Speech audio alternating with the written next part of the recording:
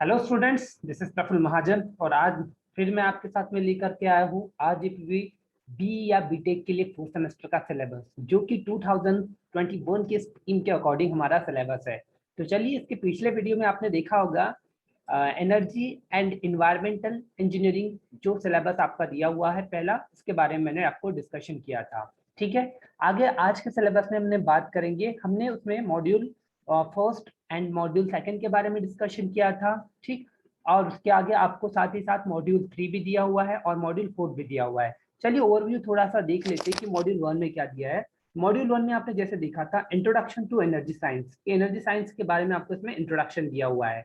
आगे इसमें बताया है इंट्रोडक्शन, जैसे अगर हम एनर्जी इंट्रोडक्शन की बात करते हैं, एनर्जी साइंस क्या होता है, तो इसमें एनर्जी क्या सबसे पहले डेफिनेशन, सिस्टम, रिसोर्सेज क्या क्या होते हैं। इसके अलावा अगर हम बात करते हैं तो इंट्रोडक्शन ऑफ एनर्जी, फिर सस्टेनेबिलिटी एंड द इन्वायरमेंट के बारे में बताना है। साथ ही साथ आपको overview of energy system, sources, transformation, efficiency and storage के बारे में बताना कि स्टोरेज अपने पास में हमारे पास क्या क्या रखे। जैसे कि हमने देखा फॉसिल्स है, फ्यूल्स है। जैसे इसमें जब बात करते हैं फॉसिल फ्यूल्स में हमने कोल देखा, ऑयल देखा, ऑयल बियरिंग शेल एंड रसायन, कोल गैसिफिकेशन, ये सारी चीजें आपके पास में स्टोरेज में है। पास्ट में हमारे पास क्या क्या थे, प्रेजेंट में हम क्या यूज कर रहे हैं और फ्यूचर के लिए हमारे पास में क्या रिसोर्सेस अवेलेबल होंगे, इसके बारे में भी हमें बात पढ़ना है।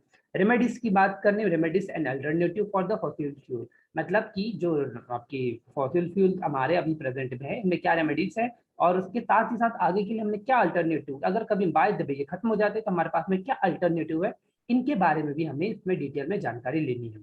साथ ही साथ आपको बात करना है biomass, wind, solar, nuclear, wave, tidal and hydrogen. आपने देखा ये सारे के सारे आपके एनर्जी सोर्सेस है ना। Sustainability and the environment, trades of the different energy system, possibilities for energy storage और द रिजनरेशन। एग्जाम्पल जैसे हमने देखा pumped storage, hydro power project, super conductor, based energy storage, high efficiency batteries, इन सभी के बारे में आपको बहुत ही अच्छे से पढ़ना है। सेकंड बात करते हैं मॉड्यूल फर्स्ट में, हमारे जितना भी तक पढ़ा हमने ये सारा का सारा मॉड्यूल फर्स्ट में दिया होता। ठीक, आगे हम बात करते हैं मॉड्यूल सेकंड की। मॉड्यूल सेकंड में आपको पढ़ना है इकोसिस्टम के बारे में, जैसे आपके इन्वायरमेंट के अंतर्गत ही आ जाता है। ठीक, तो इसमें पढ़ना है आपको कॉन्सेप्ट ऑफ इकोसिस्टम। ये इकोसिस्टम कॉन्सेप्ट बहुत ही लॉजिकल और बहुत ही इंटरेस्टिंग है। इससे आपको अपने आसपास की बायोडाइवर्सिटी के बारे में, अपने इकोसिस्टम के बारे में जानकारी मिलती है, इसका स्ट्रक्चर जानने मिलता है and function of the ecosystem. ठीक, प्रोड्यूसर्स क्या होते हैं इसमें, कंज्यूमर्स कौन होते हैं एंड डिकम्पोजर्स क्या होते हैं, ये सभी आपको डिटेल में पढ़ना है। साथ ही साथ अगर हम देखें energy flow in the ecosystem, ecosystem में एनर्जी का फ्लो किस तरीके से होता है। फिर आगे पढ़ना है आपको इकोलॉजिकल सक्सेशन, मतलब इकोलॉजिकल सक्सेशन क्या होता है। फूड चेन्स के बारे में आपको पढ़ना है, food webs and ecological parameters. आगे साथ ही साथ इंट्रोडक्शन, टाइप, कैरेक्टरिस्टिक्स, फीचर्स और साथ ही structure and the functional of the following ecosystem, कि आपको ये जो नीचे दिए गए जो भी इकोसिस्टम है इनके सारे सारे आपको फंक्शंस भी पढ़ने होंगे। जैसे हमने बात किया इसमें कौन कौन से फंक्शन की बात करते हैं, तो फर्स्ट आपको दिया है फॉरेस्ट इकोसिस्टम के बारे में, सेकंड में आपको दिया है ग्रासलैंड इकोसिस्टम के बारे में, थर्ड दिया है साथ ही साथ डेजर्ट इकोसिस्टम क्या होता है, एंड फोर्थ है आपका इक्वाटिक इक्वाटिक इकोसिस्टम। जैसे इसमें अपने हम बात करते हैं पॉन्ड की, स्ट्रीम्स की, लेक की, रिवर्स की, ओशन की, स्टोटरीज की, मतलब इन सभी में इकोसिस्टम किस तरीके से वर्क करता है, इन सभी के बारे में आपको डिटेल में जानकारी लेना है। ठीक है, और पढ़ते चलना है आगे। चलिए आगे बढ़ते हैं। मॉड्यूल 3 और मॉड्यूल 4 भी आपको इसके साथ ही में दिया है, environment and energy and environment engineering में। तो थर्ड मॉड्यूल की अगर हम बात करते हैं, मॉड्यूल 3 में हमें क्या क्या दिया है भाई, तो मॉड्यूल 3 में हमें सबसे पहले दिया है introduction definition of genetics. Genetics के बारे में आपको पढ़ना है। ठीक, बायोडाइवर्सिटी की इंट्रोडक्शन, डेफिनेशन, इसके साथ में स्पीशीज क्या होती है एंड इकोसिस्टम, डाइवर्सिटीज क्या होती है, बायोजियोग्राफिकल क्लासिफिकेशन क्या होता है, इंडिया में किस तरीके से किया गया है। ठीक, वैल्यू ऑफ बायोडाइवर्सिटी की क्या वैल्यू है बायोडाइवर्सिटी की, क्यों बायोडाइवर्सिटी अलग अलग बनाई गई है, क्यों एक ही जो पृथ्वी पे अवेलेबल नहीं है, अलग अलग भिन्न भिन्न जाति प्रजातियों के लोग क्यों पाए जाते हैं। अब के उसके बाद आपको पढ़ना है कंजर्वेटिव यूज, कि इसके कंजर्वेटिव यूज क्या है, प्रोडक्टिव यूज क्या है, social, ethical, aesthetic and optional values क्या है, बायोडाइवर्सिटी एट ग्लोबल, कि बायोडाइवर्सिटी का ग्लोबल पे क्या असर पड़ता है, ग्लोबल लेवल पे, नेशनल एंड लोकल लेवल्स पे भी क्या इसका असर पड़ता है। आगे हमने पढ़ना है कि India as a mega diversity nation, कि इंडिया एक तरह का मेगा डाइवर्सिटी सिस्टम किस तरीके से है।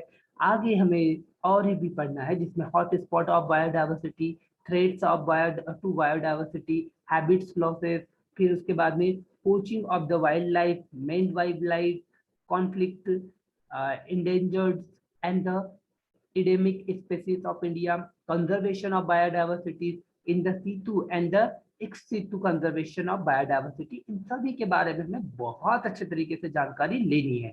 ठीक, ये हो गया हमारा मॉड्यूल 3, है ना। आगे हमें पढ़ना है मॉड्यूल 4। मॉड्यूल 4 में हमें पढ़ना है इन्वायरमेंटल पॉल्यूशन। इन्वायरमेंटल पॉल्यूशन क्या होगा, हमें पढ़ना है definition, causes, effect and control measure of air pollution.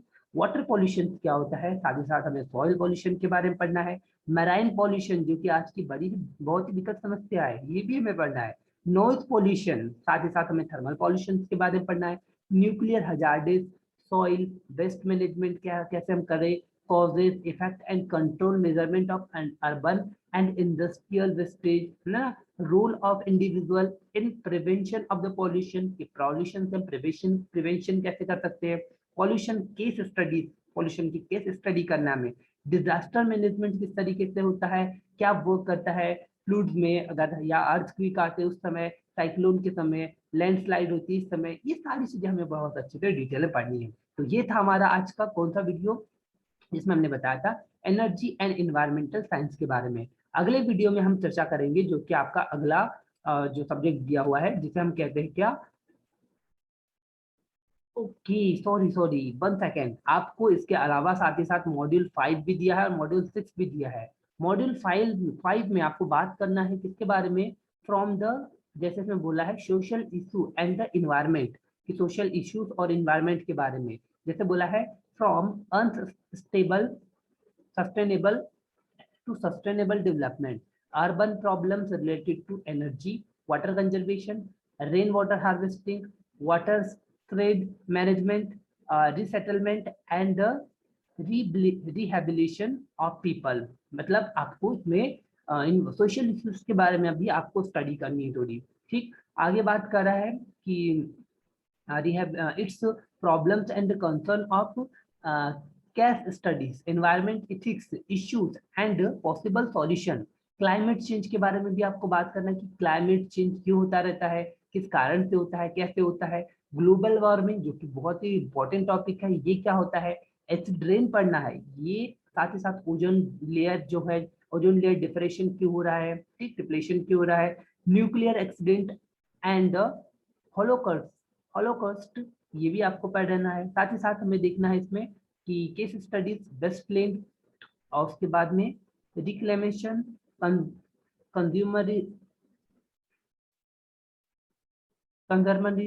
And waste product, environment protection act, ये क्या होता है, कब से स्टार्ट हुआ था। Air prevention and control of pollution act, water, फिर उसके बाद में आपको पढ़ना है प्रिवेंशन ऑफ द कंट्रोल, कि इसे कैसे कंट्रोल कर सकते हैं। ठीक है, इसके अलावा act wild life protection act, कि वाइल्ड लाइफ प्रोटेक्शन एक्ट क्या होता है। Forest conservation and the act issue involve in the enforcement of environmental legislation, public awareness, ये सारी चीजें हमें इसमें पढ़नी है। ठीक है, काफी आपका ये सब्जेक्ट बहुत अलग अलग टॉपिक्स में दिया हुआ है। मॉड्यूल 6 की हमने बात कर, तो मॉड्यूल 6 में आपको फील्ड वर्क करना है। फील्ड वर्क में बात करना है किस चीज की, visit to a local area, आपने लोकल एरिया में विजिट करना है टू डॉक्यूमेंट इन्वायरमेंटल स्ट्राइवर्स, और उसके बाद में फॉरेस्ट, ग्रासलैंड, हिल, माउंटेन, यहाँ की थोड़ा सा आपको स्टडी करना है, फील्ड वर्क करना है। Visit to a local polluted site, urban, rural, industrial and agriculture, आपको इस जगह जाकर के स्टडी करना है। आगे बोला study of the common plants, insect, bird, मतलब आपके जो कॉमन प्लांट है, बर्ड्स है, इंसेक्ट है, इनके ऊपर आपको स्टडी करना है। साथ ही साथ study of simple ecosystem, pond, river, hill, slope, ETC, इन सभी की आपको स्टडी करना है। तो ये स्टडी वाला आपका पोर्शन हो गया। ठीक, मॉड्यूल 6 में, मॉड्यूल 6 तक हमने भी सारी चीजें देखा।